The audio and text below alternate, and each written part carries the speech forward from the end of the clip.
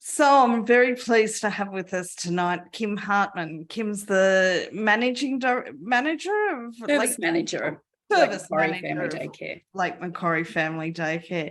So tell us a bit about your background in family day care, Kim. How long have you been involved? I became involved in family day care in 2004. I had a background in long day care as an early childhood teacher, which kind of morphed into directing. And then I went into inclusion support for some time. It was when I relocated from Sydney out to Dubbo that, I was fortunate enough to secure a position with Dubbo, what was then Dubbo City, Dubbo Family Day Care. And I had a really supportive team who inducted me to the world of family day care.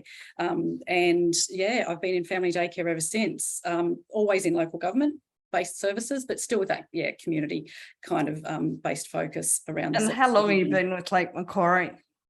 I started with Macquarie in early 2019. So coming up to 4 years. So a newbie. I am actually, especially when I have staff who have been around for about 30 years. So how many educators do you have at the moment? Currently we have about 50. Right, good, small size, not too big, not too small. Yeah. Okay, so can you give me a bit of a rundown on your enrolment process? Like from the very first time when a family rings your service and says, oh, I'm interested in family day care for my child, what do you do then? If they're a family who've not had experience with family daycare before, usually they'll obviously have questions about the requirements of educators. So we're able to run them through and reassure them around the qualifications that are required, the insurance coverages, our support role that we have, and our involvement in children's placement and things. We've designed a webpage for our service that has basically addresses a lot of those frequently asked questions. So it directs families to information about what family daycare is, as well as our service, provides them with links to be able to find out more about, registering for childcare subsidy and those types of things. But on our webpage, there's also information about all of our, procedures, service policies effectively, and items like that as well that, they can go in and have a look at. So, so that initial conversation obviously is about responding to any inquiries or queries that they have about the service and about how family daycare operates, and putting them in touch with resources and information that's going to support their use of care as well. Then I suppose what basically happens is, if we're fortunately in a position where we're able to link them up with a vacancy that an educator may have, we provide them with the educator's contact details so that they can make that contact themselves to arrange for an initial meeting with the educator at a time and in a way that's convenient for them.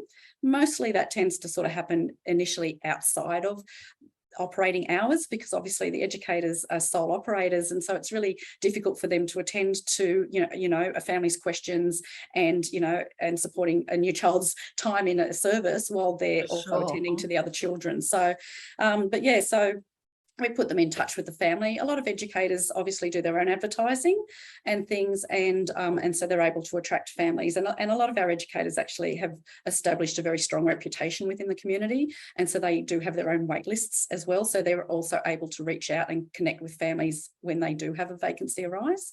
And when they do they then refer them on to you to go through the formal enrolment process? Or? Yeah, once the educator and the family do agree on a placement offer, what happens then is that, either the educator or the family get in touch with our office, and we have an online enrolment process. So essentially they let us know that they've agreed upon a placement, and request that we send them out a link so that they can complete that online enrolment. Again, there's information, there's a template email that goes out with that enrolment link that again sort of informs and preempts with the family the type of information that is required for them to be able to complete their enrolment, such as the mandatory, immunisation schedule, things like that. If there's any parenting orders or plans in place, any other sort of supporting documentation, medical healthcare plans and needs as well. So so we try and arm the families with knowledge about what is going to be required to complete. Yeah, given enrolment. that so much is required to enroll these days, the more you can tell someone, and particularly the if it's their first venture into early education and care as well, which for family daycare it often is, because it being such a small, intimate, family-oriented environment, it quite often is a preference for families with very young children. So it may be their first experience of early education and care. So. And explaining childcare subsidy to anyone is very challenging. It is, but again, that's where we have wonderful admin staff who are able to really put it into lay terms for the parents, and they find that really supportive as well. Just knowing what questions to ask if they do need to contact Centrelink. Knowing the terminology and what phrases to use, what questions to ask, sort of just helps them navigate that process as well. So sure. Yeah. And I understand that you're drawing up a checklist for educators of topics they have to go through. What precipitated that? Why are you doing that? I think there's a lot of information, as you said, for families to be able to get their heads around and take in when they're using care, particularly for the first time. And I guess what we wanted to do was try and make sure that it gets broken down in a way that is logical according to the part of the process that they're involved with at the given time, but also as a bit of a prompt also to support educators, knowing, for them to have a bit of a map, I suppose, and a plan about knowing what things they want to ensure that they do discuss with families, what information they want to collect and learn about the child, what aspects of their service they want to be able to showcase and promote with the family as well. And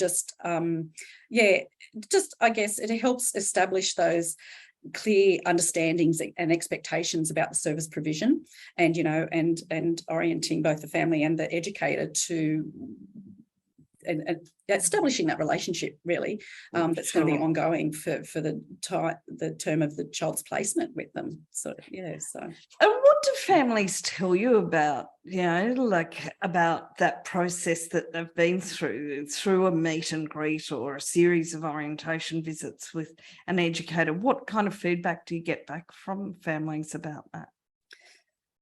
It's interesting when we ask families what they value, what has supported their decision about their placement, and beyond the obvious of being, the days and the times and the location being convenient and suiting their needs, what they overwhelmingly tell us is that it's that first initial connection that they establish, when their child enters the environment and the educator interacts and engages with their child, and also the way the educator engages and communicates with the family about the child and their intentions and desires and wishes for care. That is the most valuable and important factor in them making the decision about their placement. So I don't think it can be underestimated, the power and the importance of establishing that interaction and that connection from the outset, because it really sets the tone for that ongoing relationship. And we always sort of say it's all about relationships. If you have that connection and that I don't know what to say. Yeah, if you have that connection from the outset, it sets the tone for how you're going to engage, exchange, and share information ongoing. I know that I have an adult daughter with a disability, and I have to engage support workers for her. And some of them come in for their meet and greets, and they're very good at communicating with me, but they've forgotten to communicate with her at all. And it's like, that always sends off warning symbols to me. It's like, no, she's the one that you're going to be focused on. Yeah, and when the families, they will say things like, my child just, walked in the door and went and sat down and immediately started playing, and it was like they were at home. Type of thing. And so I think, yes, the environment is important, but it's not the physicality of the environment necessarily, or what bells and whistles might be there. It's about the sense and that feeling of environment, and that's kind of intangible and hard to do, but it's really important. Well, it's about the genuine intention, I suppose, and regard of the educator.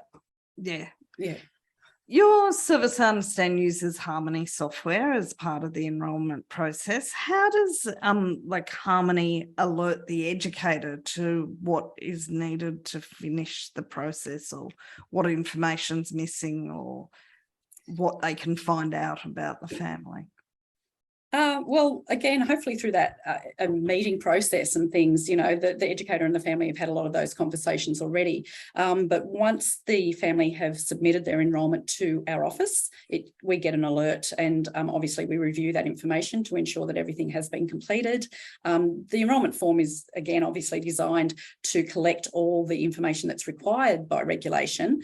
And so once that comes back, it populates and gets mapped out in Harmony to the child's individual record. And and in this particular program, there's tabs, across the top of the page where it alerts the educator to various aspects of the child information, whether it be general contact, whether it be, medical needs. But there's also the capacity within this program to upload the actual documents, PDF documents of the enrolment form, plus any supporting documentation, like I talked about with, medical condition or healthcare need plans, any parenting plans or orders, that type of information.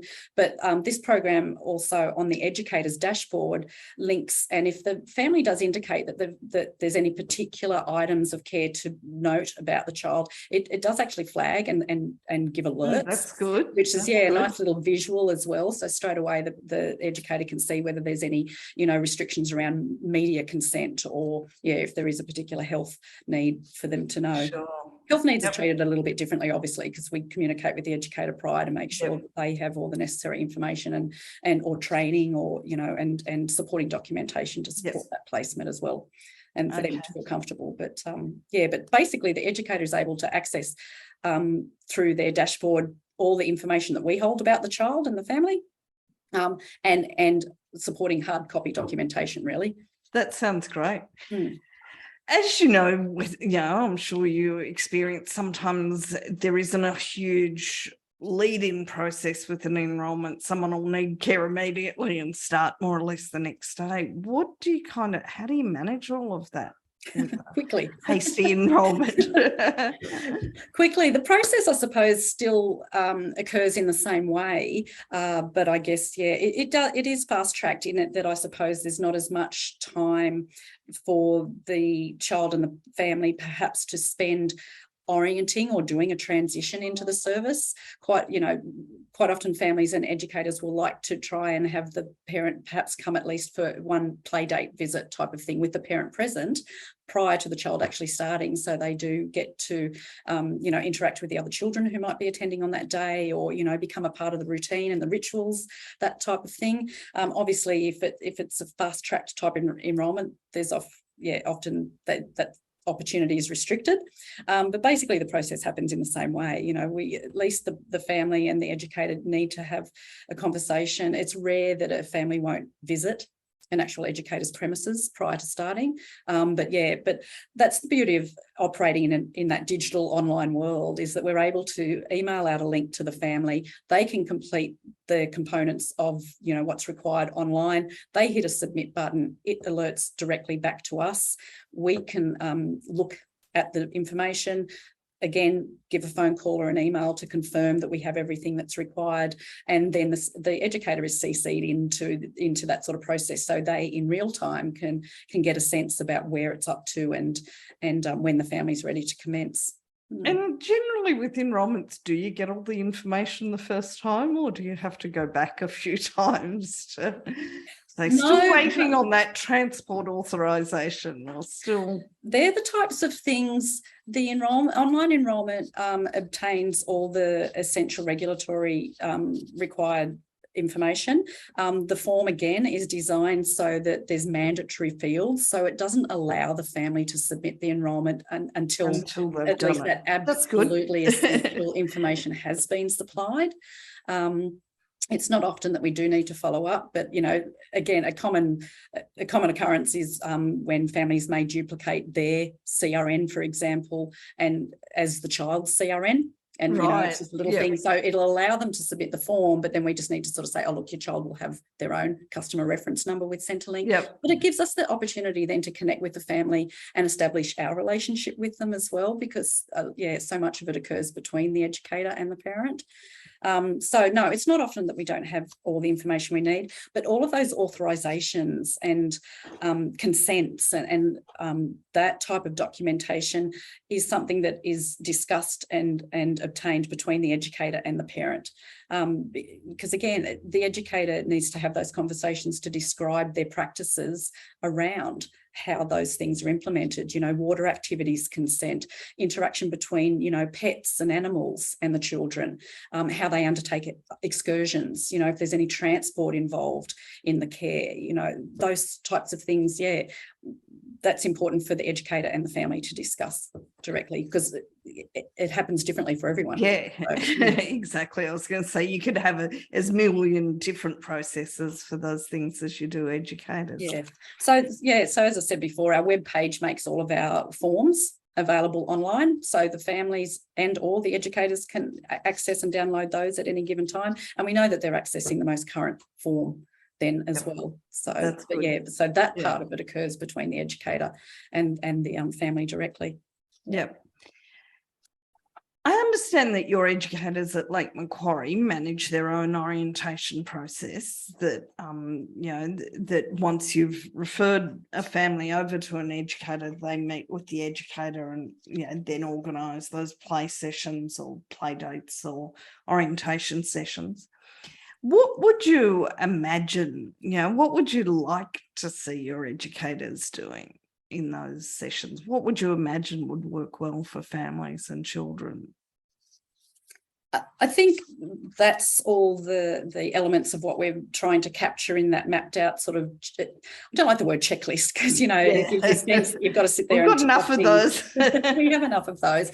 As I said, it's designed as a support tool, but I suppose what we'd like to see happen is that the educator and the family work together to determine what they both need from that process. And that you know, as I said, there are some families who come to the service having used, you know, multiple types of education and care in the past, or multiple services as well. So, you know, they feel really confident and comfortable with the process and know what to look for and what questions to ask if they do have any queries, that type of thing. Whereas, and then on the flip side, you get those families who, you know, are really apprehensive and anxious, and it's their first experience of, you know, entrusting the care of their child to somebody else. And so what the orientation and transition process is going to look like, you know, will be different for each individual family, and depending on the needs and support and care needs of the child too. It may be that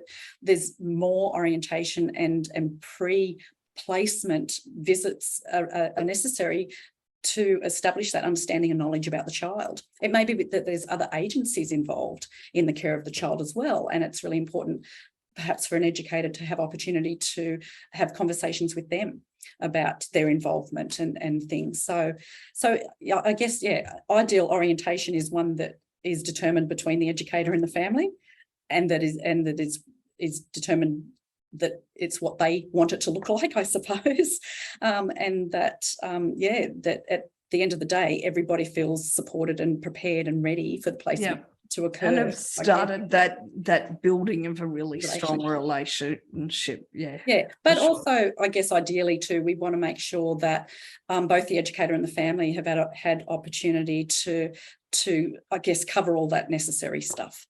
You know, talk about some of the policy expectations and requirements, particularly around items that unfortunately may tend to become problematic at times. Things around sick days, exclusion, public holidays, what to pack in lunch boxes, you know, expectations around what are appropriate foods to share. It's amazing sometimes how they have the capacity to cause that contention, and just I suppose just discomfort almost, in interaction between educators and families and things. So it's really nice to get that stuff out in the open. Yeah, put your cards on the table straight away. Establish those understandings, and it can help alleviate some of those. I always remember a line that says that anger is caused by unmet expectations. And if someone doesn't have an expectation that they'll be able to bring their child no matter how sick they are, then they're less likely to get angry when the educator says, no, I think you need to come and pick up your child because they're too sick to be here.